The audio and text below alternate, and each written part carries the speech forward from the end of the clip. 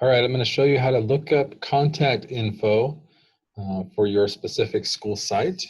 Right now, I am on the MUHSD district website. Simply hover over our schools and you'll see all of the different sites pop up. We'll just go to Atwater High since it's the first one there. And what you're going to do is if you hover over About, you can scroll over to Contact Us. And when you do that, you'll see bunch of different numbers pop up for individual offices and departments.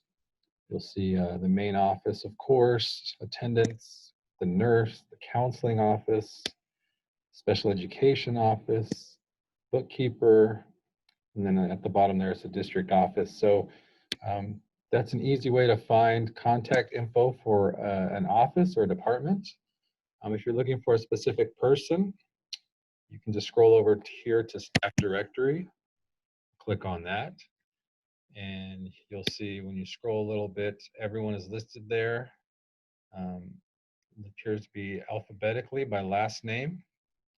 However, if you want to narrow your search down, you can either put in a keyword if you happen to know their name, or you can select the department. So if you wanted to talk to someone, say in the counselor, click on guidance department, and then you'll click on search directory.